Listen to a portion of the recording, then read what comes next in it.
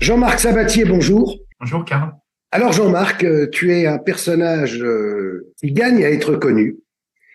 Tu as été en fait le premier, quand le Covid est apparu, je dirais, sur le marché, à précisément décrire quels étaient les ravages du Covid. Et c'est passé, il faut le dire, un peu inaperçu. Pourtant, tu as publié scientifiquement, mais ça n'a pas été repris, peut-être parce que tu n'es pas un immunologue, peut-être tu n'es pas un virologue, peut-être tu es un physiologue et donc tu n'as pas été écouté peut-être par tes pairs à ce moment-là. Et là où ça devient particulièrement intéressant, c'est que cette découverte, qui a déjà donc quelques années, rejoint les critiques qu'on entend aujourd'hui autour du vaccin à ARN messager.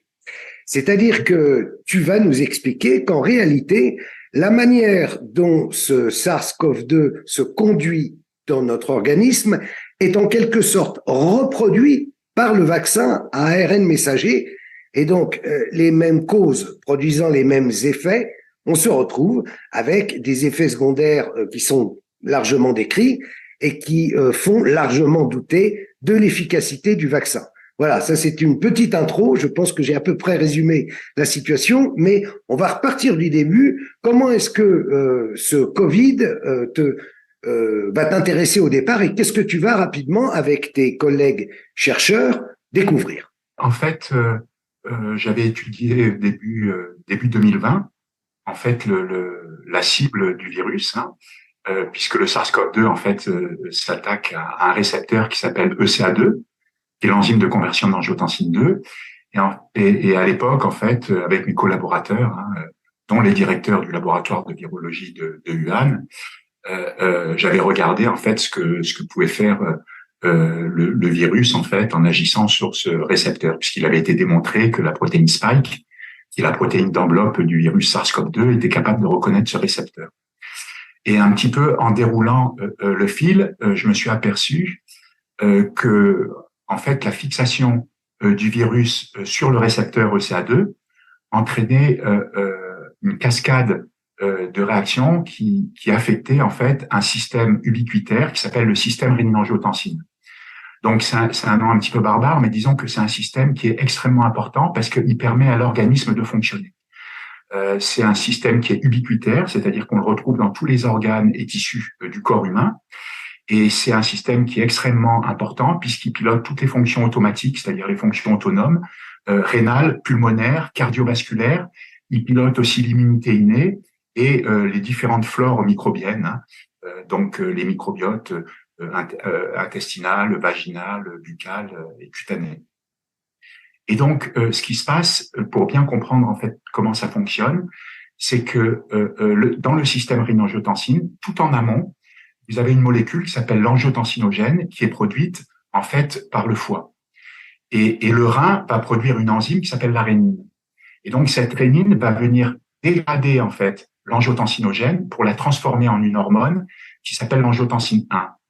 Et cette angiotensine 1, à son tour, va être dégradée par un autre récepteur qui s'appelle ECA, qui est l'enzyme de conversion d'angiotensine 1, pour la transformer en angiotensine 2, qui est une autre hormone. Et l'angiotensine 2, c'est la clé des maladies Covid. Si vous voulez, cette angiotensine 2, normalement, est dégradée elle-même par un autre récepteur qui s'appelle ECA2, qui est l'enzyme de conversion d'angiotensine 2, et elle est transformée en angiotensine 1,7. Or, en fait, ce qui se passe, c'est que le virus SARS-CoV-2, via sa protéine spike, hein, donc via sa protéine spike, c'est important parce que le vaccin ARN messager, notamment, fait produire de la protéine spike. Donc, cette protéine spike, qu'elle soit virale, c'est-à-dire issue de l'infection par le virus SARS-CoV-2, soit qu'elle soit vaccinale, c'est-à-dire produite par les vaccins, notamment par les vaccins ARN messagers, vont pouvoir se fixer sur ce récepteur ECA2. Et en se fixant sur ce récepteur ECA2, en fait, la protéine spike va gêner la dégradation d'angiotensine 2. Et ça va se traduire en fait par une augmentation du taux d'angiotensine 2 dans l'organisme. Et cette angiotensine 2 va suractiver son propre récepteur, qui est un récepteur qui s'appelle AT1R. Et c'est ce récepteur-là qui est responsable des maladies de Covid. Donc les maladies de la Covid, elles sont pas directement issues en fait de l'action du virus, mais c'est une action indirecte, c'est-à-dire que le virus va dérégler un système physiologique qui est ubiquitaire et qui est de première importance. Et c'est ce dérèglement du système physiologique qui va être responsable des maladies Covid. Voilà. Et le problème, c'est que la protéine spike vaccinale produite par les vaccins, une certaine proportion de ces molécules vont pouvoir reconnaître ce récepteur et donc agir de la même manière que le virus sur ce récepteur et donc provoquer des maladies Covid en suractivant ce récepteur AT1R. Alors, juste en 2 mots, il faut savoir que c'est un récepteur qui est capable de faire plein de choses, c'est-à-dire qu'il est indispensable pour que l'organisme humain fonctionne, mais quand il est suractivé, à ce moment-là, il peut devenir très délétère parce qu'il est lié à tous les organes et les tissus du corps. En fait, il fait fonctionner le corps humain. Et c'est pour ça que quand il est déréglé, à ce moment-là, il peut faire des tas de pathologies. Et c'est ce qu'on observe dans les maladies Covid, qui sont très variées, qui peuvent affecter le système nerveux, le système gastro-intestinal, le système cardiovasculaire. En fait, c'est parce que il agit sur directement, il est relié à des tas d'organes et tissus, et donc il peut avoir une action néfaste sur tous ces organes et tissus. Juste une question, comment se fait-il que ce système qu'on appelle SRA, et que tu décris, que vous décrivez, les autres ne le connaissaient pas, ce système, ils n'y ont pas prêté attention au départ? J'avoue que c'est un mystère pour moi parce que moi, je l'avais identifié rapidement. Je pense que ce qui se passe, c'est que les gens qui s'intéressent au SARS-CoV-2, les chercheurs qui s'intéressent au SARS-CoV-2, en fait, ce sont des virologues, ce sont des immunologistes, des pharmacologues, mais le système rénine-angiotensine, c'est plus les physiologistes qui étudient en fait son mode d'action. Et les physiologistes, dans la majorité des cas, ne connaissent pas, ne s'intéressent pas au virus, ne s'intéressent pas à l'immunologie. Ils sont très pointus en physiologie, mais bon, l'immunologie et puis la virologie, ce sont d'autres disciplines. Et en fait, pour pouvoir bien appréhender le virus, il faut être à cheval sur plusieurs disciplines. C'est-à-dire qu'il faut s'intéresser un peu à la virologie, aussi à la physiologie, à la pharmacologie. Et je pense que c'est pour ça que les gens n'ont pas identifié en fait l'importance du système rénine-angiotensine dans le mode d'action du virus. Parce qu'il faut savoir que ce virus-là, particulièrement, le SARS-CoV-2, il a un mode d'action qui est complètement atypique parmi les virus. C'est-à-dire qu'en fait, il va dérégler un système et c'est ce système déréglé qui va provoquer les maladies Covid. Et ça, c'est complètement inhabituel pour un virus. Par exemple, quand vous prenez le VIH, il va s'attaquer aux lymphocytes, aux macrophages, et puis il va tuer ces cellules. Et puis le SIDA, c'est-à-dire le syndrome d'immunodéficience acquise, il va être directement dû à la déficience en fait des cellules du système immunitaire, à la déplétion des cellules qui vont être directement attaquées par le virus VIH. Là, c'est indirect aussi. Si tu veux, c'est indirect, c'est-à-dire qu'il dérègle le système et c'est le système déréglé qui est à l'origine de toutes ces maladies, puisqu'il faut savoir que ce récepteur AT1R, qui est suractivé par la protéine spike vaccinale ou la protéine spike virale, directement issue du virus, ce récepteur est très délétère, puisqu'il peut provoquer donc une hypertension, il provoque également une inflammation, donc il est pro-inflammatoire, il est aussi pro-oxydant, donc il peut provoquer un stress oxydant qui est très délétère parce qu'il tue les cellules en les mettant en apoptose. Il est pro-angiogénique, donc il peut lancer des cancers, faire grossir des tumeurs parce qu'il va favoriser la vascularisation, donc le grossissement des vaisseaux sanguins. Il faut savoir que aussi il est pro-thrombotique, donc il va pouvoir lancer des thromboses, donc des occlusions de vaisseaux sanguins. Il va être aussi pro-hypoxémique, c'est-à-dire qu'il va diminuer la charge en dioxygène des globules rouges. Et évidemment, c'est très important pour alimenter en oxygène les tissus et organes du corps humain. Donc, il est aussi pro-hypoxique, c'est-à-dire qu'il nous met en déficit de dioxygène pour alimenter justement nos tissus et nos organes. Il est également pro-fibrosant, en provoquant la fibrose donc d'organes, comme les poumons, comme le cœur. Il est aussi pro-hypertrophique parce qu'il fait gonfler les organes, justement, puisque le système rénine-angiotensine est impliqué dans la différenciation et la multiplication cellulaire. Donc, on comprend mieux pourquoi il peut agir et provoquer aussi des cancers, puisque dans les cancers, vous avez une prolifération anarchique des cellules. Et puis, il fait chuter également le monoxyde d'azote, qui est une substance qui est très importante parce qu'elle est impliquée dans tous les phénomènes immunitaires, mnésiques et aussi inflammatoires. Donc, on comprend bien qu'il est capable vraiment de mettre le bazar dans le corps humain. Et c'est pour ça qu'il y a des tas de pathologies qui sont associées au dysfonctionnement du système rénine-angiotensin. Si on avait compris ça au moment où vous l'avez dit, c'est-à-dire dès début 2020, est-ce qu'on aurait cherché à traiter le Covid d'une façon différente? Bah oui, probablement, parce qu'en fait, on avait souligné justement dans cet article qu'on avait publié très tôt, hein, début 2020, on avait mis en évidence l'importance de la vitamine D, par exemple, pour contrecarrer des effets délétères du virus. À l'époque, personne ne parlait de la vitamine D et du SARS-CoV-2 et de la COVID-19. Hein. On a vraiment été les premiers à en parler. Et on avait mis en évidence vraiment l'importance de la vitamine D pour plein de raisons. Parce que la vitamine D, c'est déjà un régulateur négatif du système rénine-angiotensine. Donc ça, c'était très important parce que c'est un inhibiteur de la rénine. Et la rénine transforme l'angiotensinogène en angiotensine 1. Et l'angiotensine 1 est le précurseur de l'angiotensine 2 qui, en excès, met le bazar dans le corps humain en agissant justement sur ces récepteurs ATR.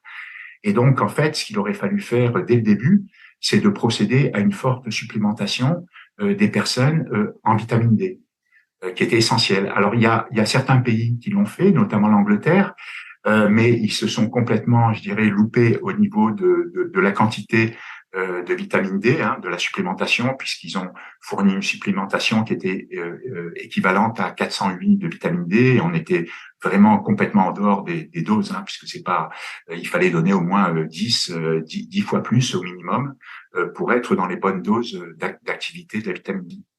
Alors, Jean-Marc, est arrivé le vaccin à ARN messager. Oui. Le problème de ce vaccin à ARN messager, si j'ai bien compris ce que vous expliquez, c'est qu'il procède un peu de la même façon que le virus du SARS-CoV-2, le Covid-19. Oui, tout à fait. Oui. En gros, tous les vaccins connus actuellement incluent la protéine spike ou font exprimer de la protéine spike. Et le problème est là. C'est pour ça que ces vaccins sont pas réellement des vaccins parce qu'ils sont tous basés sur la protéine spike. Et la protéine spike pose un gros problème, c'est qu'elle est en elle-même délétère. C'est-à-dire que, par exemple, dans les vaccins ARN messagers, vous avez des nanoparticules lipidiques qui sont elles-mêmes délétères, mais vous avez surtout l'ARN messager qui va faire produire une protéine spike qui en elle-même est délétère. Et les autres vaccins produisent aussi, ont de la protéine spike délétère. Alors pourquoi elle est délétère? C'est parce que l'antigène, c'est-à-dire la protéine spike, a été mal choisie au départ. Elle a été mal modifiée parce que ce qu'on a dans les vaccins, en fait, c'est une protéine spike qui est légèrement modifiée par rapport à la molécule naturelle. En fait, il faut savoir que la protéine spike, c'est comme un collier de perles qui fait 1273 perles. Pour chaque perle, vous pouvez substituer cette perle particulière par 19 autres types de perles. Ces perles-là sont en fait des résidus d'acides aminés. Et il existe 20 types d'acides aminés naturels. Et ce qui se passe, c'est que sur ce collier de 1273 perles, les concepteurs ont choisi de modifier 2 perles. Ce sont des perles qui sont en position 986-987. Et ils ont modifié ces perles par des résidus d'acides aminés qui s'appellent les prolines. Or, les prolines sont très particulières parce que justement, ce ne sont pas des acides aminés, ce sont des immunoacides. C'est-à-dire qu'ils n'ont pas de fonction alpha-NH2, ils ont un cycle avec un NH. Et c'est problématique, en fait, parce que cet acide aminé a une particularité, c'est qu'il fait une liaison particulière, une liaison chimique particulière avec la perle qui est en amont. C'est-à-dire que lorsque la perle est en position N, donc la proline en position N-1, vous avez un autre acide aminé, et la liaison entre l'acide aminé en position N-1 et la position N, cette liaison, elle existe sous 2 formes isomères, une forme cis et une forme trans. Et dans ce cas-là, les concepteurs ont choisi de mettre 2 perles qui sont 2 résidus de proline en position donc 986-987, et ça veut dire que ce collier de perles, il est capable d'adopter 4 positions dans l'espace, justement au niveau de ces 2 perles. Parce que la liaison qui est en amont d'une proline peut être soit en configuration cis, soit en configuration trans. Ça veut dire que globalement, elle peut être en configuration trans-trans, cis-cis, cis-trans ou trans-cis. Alors concrètement, qu'est-ce que ça veut dire? Ça veut dire qu'au niveau de ces 2 perles, le collier peut prendre 4 orientations différentes. Et ce qui se passe, c'est que, si vous voulez, la protéine vaccinale, c'est la protéine S. Cette protéine S, qui est produite par exemple par les vaccins, elle doit s'associer par trimère, c'est-à-dire qu'en fait, la pointe du virus, la protéine de pointe, c'est-à-dire la spicule du virus, c'est une association de 3 protéines S. Et lorsque la protéine S s'associe en trimère par 3, elle forme la spicule qui ressemble à la spicule du virus. Et du coup, comme elle ressemble à la protéine du virus, une certaine proportion de cette association trimérique de protéines S est capable de reconnaître le récepteur ECA2. Et à ce moment-là, qu'est-ce qui se passe? Quand la protéine spike associée en trimère se fixe sur le récepteur ECA2, elle va faire exactement comme ferait le virus. C'est-à-dire qu'elle va gêner la dégradation d'angiotensine 2. Cette angiotensine 2 donc, ne va pas être dégradée en angiotensine 1,7. Et du coup, elle va suractiver son récepteur ATR et elle va faire comme le virus. Elle va dérégler le système rénine-angiotensine et elle va induire des maladies de la COVID-19. C'est-à-dire qu'elle va il va se produire donc une hypertension, une inflammation, il va se produire des thromboses, des fibroses, un stress oxydant, une hypoxie, une pro-hypoxie, une hypertrophie d'organes. Il va y avoir une chute de monoxyde d'azote et donc des problèmes cognitifs, des problèmes immunitaires, inflammatoires. Donc vous allez retrouver toute la batterie en fait des maladies de la COVID-19. Et donc, le problème est là. C'est qu'ils ont mal choisi la protéine spike au départ. Comment se fait-il que les chercheurs, quand ils ont créé ce vaccin, n'y aient pas pensé à ce que vous venez de décrire? C'est mettre en danger des milliers, des millions, des milliards de gens.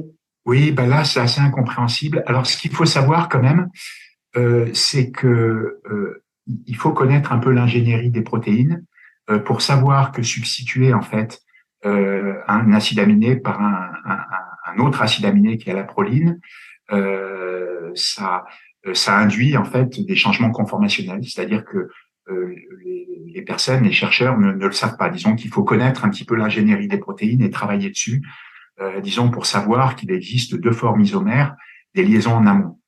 Donc c'est un petit peu particulier, c'est-à-dire que sur le papier, les gens qui sont pas spécialisés en ingénierie des protéines, ils le savent pas ça. Donc, ils peuvent pas directement savoir quelle est la répercussion de ce changement. Alors, je sais pourquoi ils ont choisi en fait de mettre ces 2 résidus d'acides aminés dans cette position. En fait, ils ont voulu induire, c'est-à-dire une conformation préfusionnelle à la protéine spike.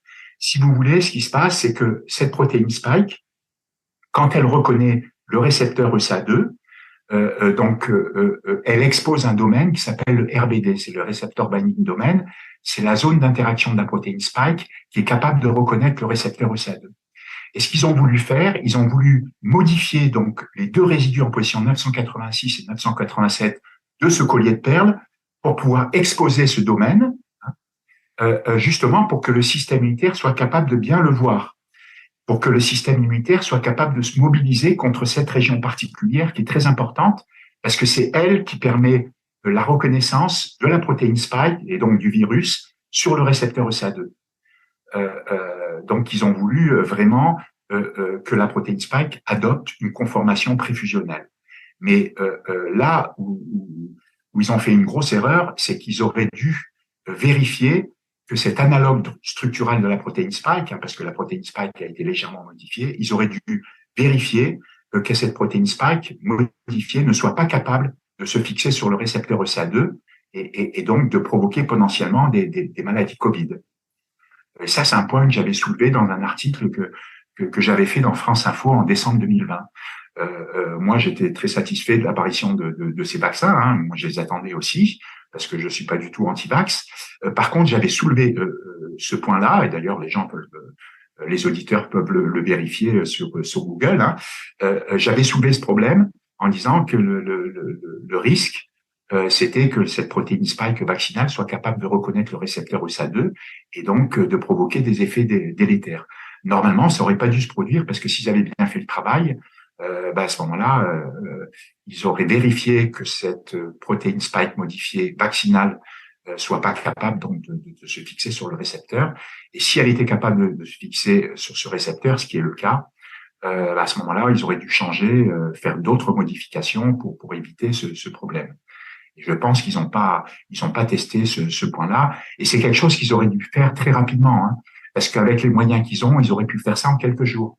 C'est-à-dire qu'il aurait fallu peut-être 3-4 jours pour déterminer si leur protéine spike vaccinale était ou non capable de reconnaître le récepteur ECA2. Donc, c'est un travail qui était très peu coûteux et puis qui était très rapide. Et ce qui est incompréhensible, c'est que toutes les sociétés, en fait, ont emboîté le pas parce qu'elles sont toutes, elles utilisent toutes aussi la protéine spike modifiée et ils font toutes, tous en fait la même bêtise, quoi. Ça, c'est incompréhensible. Oui, mais ce qui est un peu inquiétant, c'est qu'ils continuent à demander, par exemple, aux personnes âgées ou à risque de se vacciner et de faire éternellement des rappels. Ah oui, ben ça c'est complètement, oui, c'est complètement ridicule. En tout cas, ça n'a plus rien de sanitaire. Hein. C'est-à-dire que, enfin, moi c'est une déduction. Au début, j'y croyais pas trop, mais bon, quand je vois comment ça se passe, je me dis que ça n'a plus rien de sanitaire. Pourquoi? Parce qu'en fait, les vaccins actuels ne sont pas des vaccins. Un vaccin, ça doit répondre à deux choses, à deux critères essentiels. D'abord, ça doit être efficace. Et après, il doit y avoir une certaine innocuité à leurs injections. C'est-à-dire qu'en fait, ils doivent pas être toxiques pour l'autre qui reçoit en fait le vaccin, la composition Oui. vaccinale. Alors, c'est pas le cas. Là, les vaccins actuels, ils sont pas efficaces. D'une part, ils n'empêchent pas l'infection des personnes qui le reçoivent et ils n'empêchent pas non plus la transmission aux autres personnes, donc des personnes qui ont été vaccinées. Et puis, il n'y a pas d'innocuité, justement, parce qu'on observe avec ces injections vaccinales et puis tous les rappels vaccinaux qu'il y a des problèmes délétères, hein, c'est-à-dire qu'on se retrouve avec des maladies Covid. Et ça va même plus loin, c'est que maintenant, ça a carrément un effet délétère. C'est-à-dire que non seulement l'injection vaccinale ne protège pas, mais elle a des effets délétères sur les personnes qui les reçoivent. Et plus ces personnes reçoivent des injections vaccinales, et plus les problèmes sont exacerbés. Donc, le bon sens voudrait qu'on arrête ces vaccinations et Ah, mais qu'on complètement. remise ce vaccin définitivement en disant, Ah, pardon, c'est trompé. oui, complètement. D'autant plus que ces vaccins, par exemple l'ARN, font produire des quantités très importantes de protéines spike. Il faut savoir que en fait, ces vaccins vous font produire beaucoup plus de protéines spike qu'une infection naturelle. Et c'est vraiment beaucoup plus. Hein. Bon, il y a Jean-Michel Clavry, qui est un éminent virologiste, qui avait fait des calculs par rapport à une infection naturelle. Par exemple, le liquide nasal affecté, il représenterait presque 7 mètres cubes lorsqu'on serait vacciné par le vaccin de Comirnaty, hein, de Pfizer-BioNTech, puisque là, on reçoit 30 microgrammes d'ARN messager qui va coder pour la protéine spike modifiée. Et puis, on arrive à 23 mètres cubes, l'équivalent de 23 mètres cubes de liquide infecté lors d'une injection par le vaccin Spikevax, le vaccin entre guillemets Spikevax de Moderna. Donc, les quantités sont énormes. Et puis, ce qu'il faut savoir, c'est que ces ARN messagers, contrairement à ce que disent beaucoup de personnes, ce sont pas des ARN messagers vaccinaux qui sont normaux. Hein. C'est-à-dire qu'on peut pas les comparer à des ARN messagers normaux qui sont dégradés rapidement. Pourquoi? C'est parce que ces ARN messagers vaccinaux qui sont dans les vaccins ARN messagers, ils ont été modifiés pour être très stables. Les concepteurs ont voulu les modifier pour qu'ils soient les plus stables possibles, justement, pour qu'ils puissent produire de la protéine spike. Et à la limite, ils ont le défaut de leur qualité, c'est-à-dire qu'ils ont été tellement stabilisés que justement, ils sont très résistants à la dégradation par les RNAs, et donc ils ont une demi-vie qui va être très supérieure à des ARN messagers normaux. C'est-à-dire que virtuellement, ces ARN messagers vaccinaux vont pouvoir être traduits en plusieurs protéines spike.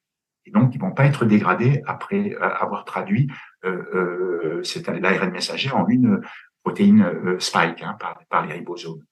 Et donc, ça, c'est problématique. Donc, ça veut dire que on est des milliards à avoir été vaccinés, vraisemblablement pour rien du tout, et Oui. qu'on va le payer dans les années qui viennent ou pas? Alors, c'est le très gros risque, oui. C'est le très gros risque. Parce que en fait, contrairement à ce qui a été dit par beaucoup de médecins, par les autorités aussi sanitaires, c'est que ils disent que en gros, au bout de quelques jours après la fièvre, lorsque tout est rentré dans l'ordre, il n'y a plus pas de problème, que tous les problèmes au plus tard apparaissent dans les quelques semaines qui suivent une injection. En fait, c'est complètement faux. Ça peut être beaucoup plus sournois que ça. Hein. C'est-à-dire que les effets délétères, on peut les observer, ils peuvent apparaître sur plusieurs mois, hein, puisque ça peut lancer des tumeurs. Hein. Il faut savoir que le récepteur ATR suractivé, il est pro-angiogénique, hein, donc il favorise le développement de tumeurs. Et puis, dans certains cas, ça peut aller très vite. Hein. On voit des cas de turbocancer, mais ça peut lancer des tumeurs et ça peut être très lent, ça peut être très sournois. Voilà, donc il y a des tas de pathologies qu'on peut retrouver associées à ces vaccins.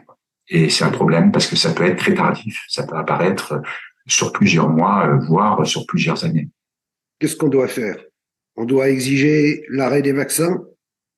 À mon avis, ça serait complètement indispensable, oui. Si le but de ces vaccins est effectivement de protéger les gens, hein, ce dont je commence à douter, puisque ces politiques de vaccination et de rappels vaccinaux, pour moi, maintenant, elles ont plus aucune, je veux dire, elles ont plus aucune validité sanitaire. Hein, donc, avec tous les effets secondaires qui apparaissent, qui ont été répertoriés, tous les problèmes qu'on retrouve dans Eudravigilance, dans le VAERS, donc dans toutes les banques de données qui répertorient les effets secondaires. Quand on veut continuer à faire des rappels vaccinaux, c'est qu'il y a quand même vraiment un problème, c'est que le sanitaire n'existe plus, c'est-à-dire que c'est une autre stratégie. Les complotistes annoncent par exemple des dépopulations, etc. C'est vrai qu'on peut se poser des questions parce que c'est quand même troublant. En fait. Ce qu'on voit est très troublant et pose vraiment beaucoup de questions, puisque là, les aspects sanitaires ont complètement disparu. Parce que là, on est en train de faire complètement l'inverse de ce qu'on devrait faire, c'est-à-dire que là, on devrait prévenir en fait les infections déjà en supplémentant la population avec de la vitamine D, et en cas de Covid, à ce moment-là, faire des traitements ambulatoires précoces avec des molécules efficaces, justement pour éviter d'évoluer vers des formes graves. Pour conclure, Jean-Marc, qu'est-ce que vous conseillez à ceux qui se sont fait vacciner, qui ont écouté le mantra du gouvernement pendant 2 ans et qui se rendent compte maintenant qu'il y a un petit danger? Vous leur dites de ne pas se refaire vacciner, et si jamais d'aventure ils attrapent le Covid, donc vitamine D et Zitromax. En cas d'infection avec les nouveaux variants du SARS-CoV-2, c'est d'avoir une forte supplémentation en vitamine D, qui n'a pas du tout la toxicité qu'on veut bien le dire, puisque la toxicité de la vitamine D, elle apparaît à partir de 150 nanogrammes de calciol par ml, voire 200 nanogrammes de calciol par ml, selon les experts. Donc, c'est des doses qui sont extrêmement difficiles à atteindre. Et l'idéal, c'est de coupler ça effectivement avec un antibactérien, donc soit de la clarithromycine, soit de l'azithromycine. Donc l'azithromycine Ag1, il faut prendre deux comprimés, donc c'est-à-dire en fait 500 mg Ag1, puis les 4 jours suivants c'est 250 mg, donc 2 comprimés Ag1, et puis après J2, J3, J4 et J5 c'est un comprimé. Ou bien alors le remplacer par de la clarithromycine. Mais en plus, en fait, de cette vitamine D, il faut prendre la forte dose. C'est-à-dire que il faut prendre Ag1 200 millilitres, à mon avis, de vitamine D, en sachant que 1 microgramme de vitamine D, ça correspond à 48.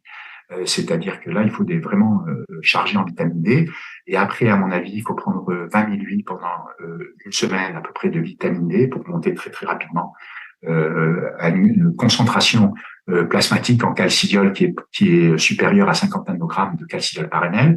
Il faut coupler ça à une prise de 0,6 mg de vitamine K2, parce que la vitamine K2, elle ne gère pas la coagulation, mais elle gère en fait l'homéostasie au calcium. Donc, elle empêche notamment le dépôt de calcium sur les tissus mous, qui a un effet secondaire qu'on peut obtenir justement lorsqu'on est en hypervitaminose D, donc à des concentrations extrêmement élevées en vitamine D, supérieures à 150 ou 200 nanogrammes de calcidiol par ml. Il faut prendre aussi 25 mg de zinc, très important, parce que le zinc, il est à la fois anti-inflammatoire, il est antimicrobien aussi. Donc ça, c'est vraiment très important, anti-inflammatoire, antimicrobien et il est antioxydant en plus.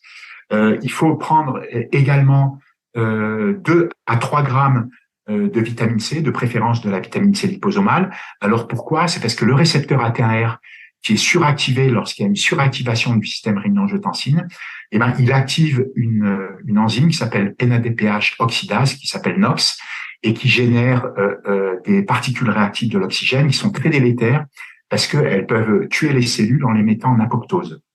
Et donc, ça, c'est très grave parce qu'elles peuvent tuer des cellules épithéliales, voire des cellules nerveuses.